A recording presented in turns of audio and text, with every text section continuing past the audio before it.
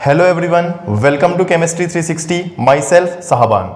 Carbohydrate का ये last video lecture है जिसमें हम पॉलीसेकेराइड डिस्कस करने जा रहे हैं। अब तक की वीडियो लेक्चर्स में हमने कार्बोहाइड्रेट के क्लासिफिकेशन में से मोनोसेकेराइड्स और डाइसेकेराइड्स को डिस्कस कर लिया था, जिसमें हमने ये जाना था कि ऐसे कार्बोहाइड्रेट्स जो हाइड्रोलाइसिस पर सिंगल यूनिट देते हैं मोनोसेकेराइड कहलाते हैं, और ऐसे कार्बोहाइड्रेट जो वाटर से हाइड्रोलाइज्ड होकर के दो मोनोसेकेराइड यूनिट्स देते हैं डाइसेकेराइड्स कहलाते हैं। अब आज की इस क्लास के अंदर हम पॉलीसेकेराइड्स डिस्कस करेंगे। देखिए पॉलीसेकेराइड्स क्या होते हैं। पॉलीसेकेराइड्स जो हैं दे आर पॉलीमर्स। ये क्या होते हैं?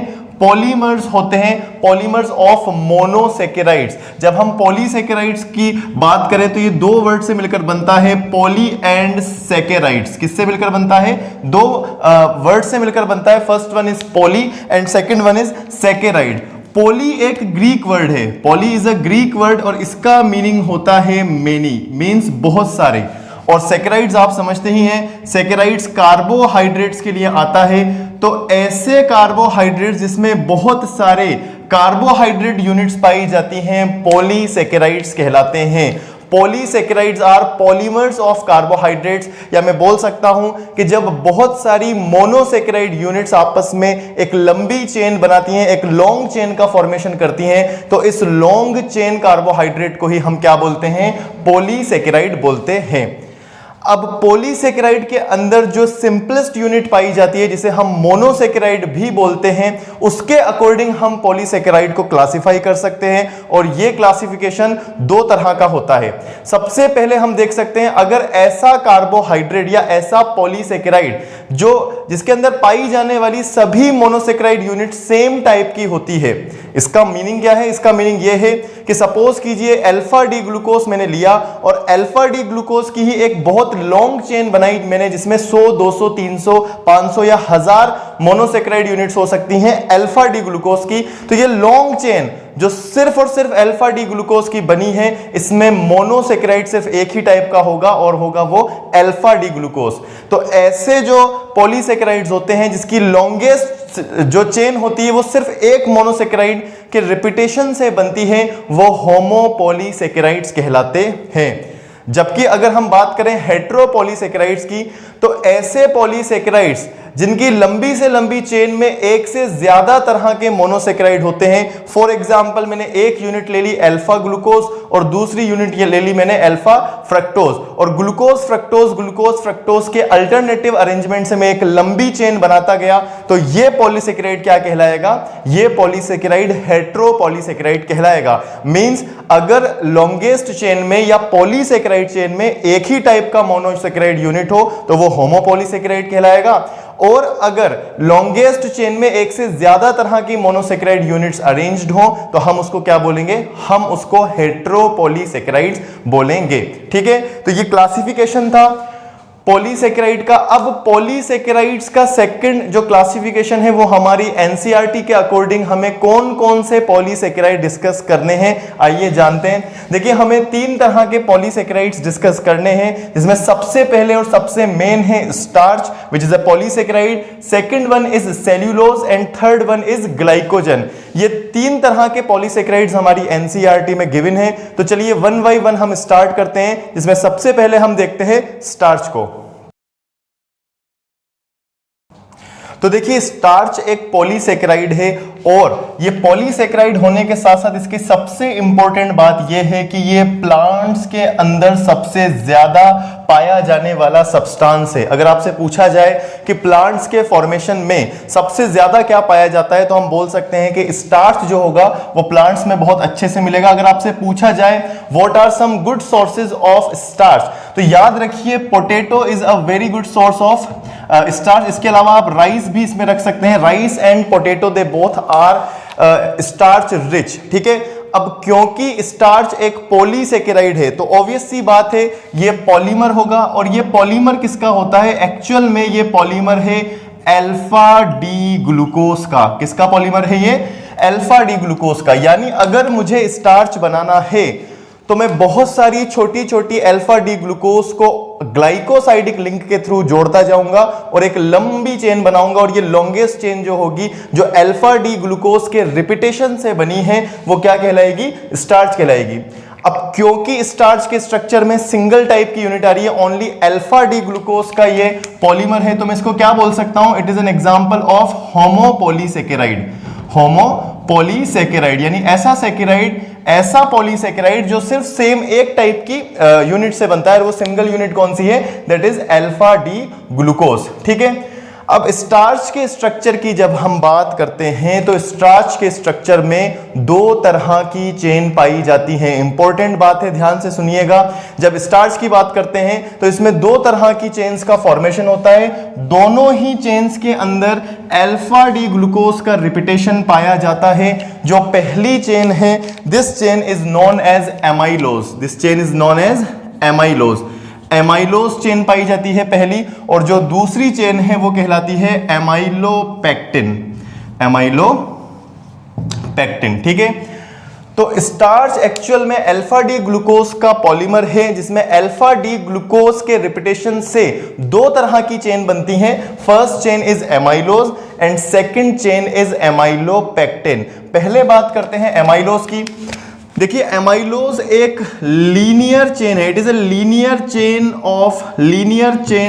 ऑफ अल्फा डी ग्लूकोज, यानी अल्फा डी ग्लूकोज को क्या किया जाए? आपस में अरेंज किया जाए और एक स्ट्रेट लीनियर चेन बनाई जाए। ऐसी चेन बनाई जाए जिसमें ब्रांचिंग नहीं होती हो। तो ये अल्फा डी ग्लूकोज की जो चेन है, ये क्या कहलाएगी? This chain will be known as amylose. ठीक है। Amylose is a linear chain of alpha D glucose. उसके बाद अगर हम सेकंड बात करें इसके अंदर, तो इसमें अल्फा डी ग्लूकोज और alpha D glucose C1C4 glycosidic link के थ्रू जुड़े हुए होते हैं। ग्लाइकोसाइडिक जो लिंक पाया जाएगा वो कौन सा पाया जाएगा? C1C4, यानी एक ग्लूकोज का पहला कार्बन और दूसरे ग्लूकोज के चौथे कार्बन से जुड़ा होगा, और इसी तरह से पहला चौथा कार्बन जुड़ता चला जाएगा और एक स्ट्रेट चेन बनेगी जो लीनियर चेन होगी, जिसमें ब्रांचिंग नहीं होगी, और ये क्या कहलाएगी? एमाइलोज कहलाएगी। ठीक है। Amylose are water soluble. Amylose कैसे होते हैं? ये वाटर सॉल्युबल चेन है, यानी कि आपसे पूछा जाए कि स्टार्च का कौन सा पार्ट वाटर सॉल्युबल होता है, तो basically amylose is a water soluble part of starch. ठीक है। लीनियर इसके अंदर चेन होगी, C1C4 इसके अंदर लिंक पाया जाएगा। नेक्स्ट बात जो आपको याद रखनी है एमाइलोज की, कि ये स्टार्च का 15 से 20% पार्ट ही बनाता है। ऑब्वियस सी बात है, जो बचा हुआ पार्ट है वो किसका होगा? एमाइलोपेक्टिन का होगा। यानी स्टार्च के अंदर एमाइलोज कितना होता है? एमाइलोज अप्रोक्सीमेटली 20% या 15% तक पाया जाता है। It is water soluble. इसके साथ मैं आपको यह भी बता दूं कि हम कितने अल्फा डी ग्लूकोज जोड़ें आपस में, कितनी लंबी चेन बनाएं हम कि एमाइलोपेक्टिन का फॉर्मेशन हो जाए। ऑब्वियस सी बात है, 2, 3, 4 अल्फा डी ग्लूकोज तो जुड़ते नहीं होंगे। एमाइलोज बनाने के लिए हमें 200 से 1000 यूनिट्स, 1000 यूनिट्स किसकी जोड़नी पड़ती हैं? अल्फा डी ग्लूकोज की जोड़नी पड़ती हैं, जिनसे एक लीनियर स्ट्रक्चर बनना चाहिए। तब वो क्या कहलाएगा? एमाइलोज कहलाएगा। यानी 200 से 1000 यूनिट अल्फा डी ग्लूकोज जो चेन बनाएंगे, उसको हम क्या बोलेंगे? उसे हम एमाइलोज बोलेंगे। ठीक है। उसके बाद हम जब एमाइलोज की बात करते हैं तो ये क्या है? ये लीनियर स्ट्रक्चर है, C1C4 लिंकेज पाया जाता है, ये वाटर सॉल्युबल है और 15 से 20% तक पाया जाता है। इसी के साथ जो दूसरी तरह की चेन है जो स्टार्च में पाई जाती है, दैट इज एमाइलोपेक्टिन। एमाइलोपेक्टिन क्या है? It is a branched chain of alpha D glucose. Alpha D glucose की ब्रांच्ड चेन जो है वो एमाइलोपेक्टिन कहलाएगी। यानी कि बेसिकली हम बोल सकते हैं कि स्टार्च के अंदर एक जो चेन है वो लीनियर चेन है, उसको हम एमाइलोज कहते हैं, और जो दूसरी चेन है ये ब्रांच्ड चेन है, और दोनों चेन की सिंपलेस्ट यूनिट या मोनोसेकेराइड यूनिट क्या होगी? अल्फा डी ग्लूकोज और अल्फा डी ग्लूकोज होंगे। यूनिट सेम तरह की होगी। अगर लीनियर है तो एमाइलोज कहलाएगी, और अगर ब्रांच्ड है तो एमाइलोपेक्टिन कहलाएगी। ठीक है। उसके बाद अगर हम बात करें कि इसमें कैसे लिंक पाए जाते हैं, तो देखिए इसमें दो तरह के लिंक पाए जाएंगे। पहला C1C4 लिंक है, ये लीनियर चेन के लिए फॉर्मेशन के लिए जरूरी है, और दूसरा C1C6 लिंक है जो ब्रांचिंग के लिए जरूरी है। यानी जब आप इसका स्ट्रक्चर देखेंगे तो लीनियर चेन तो C1C4 लिंक से ही बनेगी, लेकिन दो चेन्स आपस में लिंक कैसे होगी यानी ब्रांचिंग कैसे होगी, उसके लिए C1C6 लिंक जो है वो रेस्पॉन्सिबल होगा। यानी एक ग्लूकोज का पहला कार्बन और दूसरे जो चेन का ग्लूकोज है उसका छठा कार्बन आपस में लिंक होगा। एमाइलोपेक्टिन के लिए हम ये भी कह सकते हैं कि जब दो एमाइलोस चेन, दो अलग अलग एमाइलोस चेन आपस में C1C6 लिंक से जुड़ जाती हैं तो उसकी ब्रांचिंग हो जाती है और उसी को हम क्या बोल देते हैं, एमाइलोपेक्टिन बोल देते हैं। इसके अलावा अगर हम बात करें एमाइलोपेक्टिन की तो ये वाटर इनसॉल्युबल पार्ट है। कौन सा वाटर सॉल्युबल पार्ट है स्टार्च का? Amylose is water soluble part of starch and which one is water insoluble part? Amylopectin is water insoluble part. और ये 80 से 85% पार्ट जो है स्टार्च का वो एमाइलोपेक्टिन का ही बना हुआ होता है। ठीक है, तो basically what we are discussing starch, it is a polysaccharide, it means many alpha D glucose particles combine together to form a large chain and that is known as starch. Starch का main basic unit क्या होती है? Alpha D glucose होती है और alpha D glucose की chain दो तरह की बनती है, first one is amylose and second one is amylopectin. Amylose is a linear chain, amylopectin is a branched chain of alpha D glucose. ठीक है, आप एमाइलोज और एमाइलोपेक्टिन के अंदर डिफरेंस भी देख सकते हैं अपनी स्क्रीन के अंदर, जिसमें आप देख सकते हैं कि एमाइलोज और एमाइलोपेक्टिन के अंदर क्या क्या डिफरेंस पाए जाते हैं। अब हम एक्चुअल में बात करते हैं इनके स्ट्रक्चर की। अगर आपको इनका स्ट्रक्चर देखना हो तो आप देख सकते हैं सबसे पहले एमाइलोज का स्ट्रक्चर। एमाइलोज के स्ट्रक्चर में बहुत सारी अल्फा डी ग्लूकोज बिल्कुल सीधी ब्रांचिंग कर रहे हैं और इस सीधी ब्रांचिंग में अल्फा डी ग्लूकोज के बीच में C1C4 लिंक बना हुआ है और इस C1C4 लिंक के थ्रू हमें क्या मिल रही है? एक लीनियर स्ट्रक्चर देखने को मिल रहा है और ये लीनियर स्ट्रक्चर ही क्या है? That is amylose.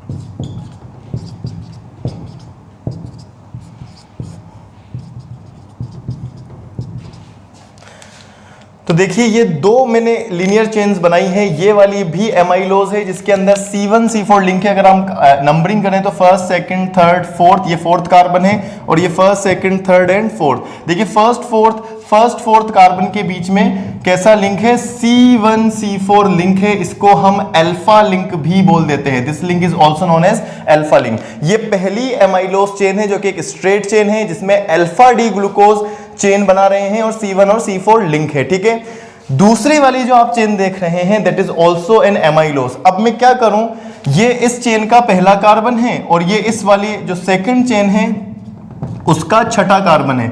इसमें से एक वाटर मॉलिक्यूल का लॉस करके अगर इनको जोड़ दूं तो अब ये C1C6 लिंक होगा। क्या होगा? ये C1C6 लिंक होगा और मैं देखूंगा कि ये अब क्या हो गई है?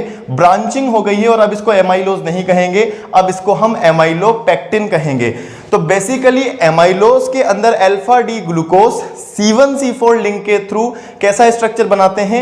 एक स्ट्रेट चेन का स्ट्रक्चर बनाते हैं और जब दो एमाइलोज C1 और C6 लिंक के थ्रू ब्रांचिंग कर लेते हैं, यानी कि दो एमाइलोज की लीनियर चेन्स को अगर हम जोड़ दें C1 और C6 लिंक से, तब हम इसको क्या बोलेंगे?